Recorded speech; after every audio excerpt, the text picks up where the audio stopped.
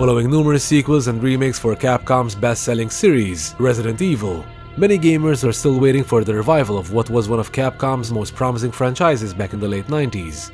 Another survival horror that went by the name of Dino Crisis, a forgotten franchise which met its unfortunate fate in the early 2000s.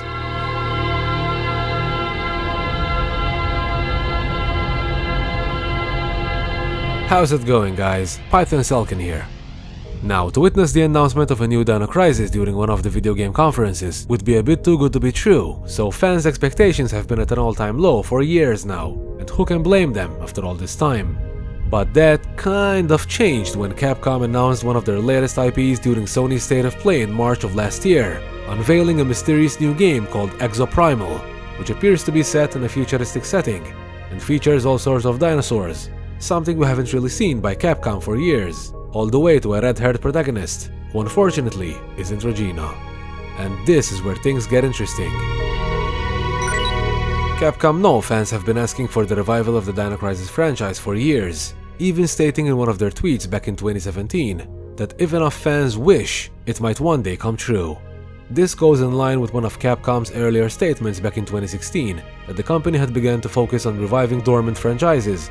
And while they did not mention any candidates for potential revivals, Capcom definitely haven't forgotten about Dino Crisis all these years later, such as when they added the Regina outfit in Dead Rising 3, or the name Regina Rosie, which we found on some of the wine bottles in Resident Evil Village, with the name Regina being of course the name of the Dino Crisis protagonist, and the Rosie part being a reference to her hair color. Now make no mistake, Exoprimal and Dino Crisis are two entirely different games, as was also confirmed by Capcom director Takuro Hiraoka, who stated that despite the first Exoprimal trailer seemed to hint at a Dino Crisis connection, this wasn't the case. However, the fact that they've thrown us fans a red herring like this in the form of an entire new game is certainly suspicious to say the least, and the similarities don't really stop there. May 10th, 2010. I'm about to step through a gate into another time. Or maybe it's another world. In every wargame, Ace really is getting pulled back 3 years into the past. Back to 2040, right before the Stratovator fails. You're a time traveler. Very much like Exoprimal, Dino Crisis also dealt with the concept of time travel, such as the Noah's Ark plan of sending dinosaurs through time, or Dylan talking to an older version of himself from a different time. On August 10th, 2055, our Noah's Ark plan became successful. Year 2055? What's he talking about? To save the dinosaurs, we transferred the dinosaurs to this time, 3 million years ahead of our time. And speaking of two versions of the same character, apart from time travel, Capcom's latest seems to mysteriously revolve around the concept of parallel dimensions, such as showing two versions of the same character, talking to each other in the latest trailer. Chief, you wanna try talking to Parallel U? Another one. Still handsome.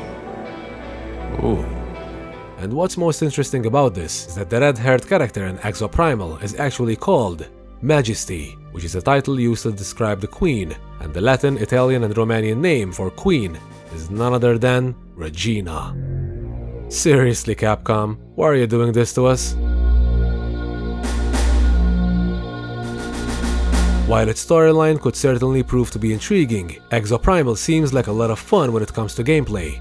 The latest trailer kinda had some Metal Gear Rising vibes to it when it came to presentation, and considering Exoprimal's similar concepts and intentional similarities with Dino Crisis, this game could even work as a non-canonical fun spin-off, set in a parallel dimension of sorts, given the theme, similar to what Metal Gear Survive was to the Metal Gear franchise. Even though Exoprimal looks a bit too futuristic with all the advanced gear and even androids, keep in mind that the story behind Dino Crisis was always about past and future time travel. Not to mention that Dino Crisis 3 was set pretty far into the future too, even though most gamers have possibly forgotten about the third installment by now. And while we don't think Exoprimal is directly connected to the Dino Crisis franchise, we believe these similarities are a bit too obvious for fans not to notice, so you never know what Capcom are trying to tell us.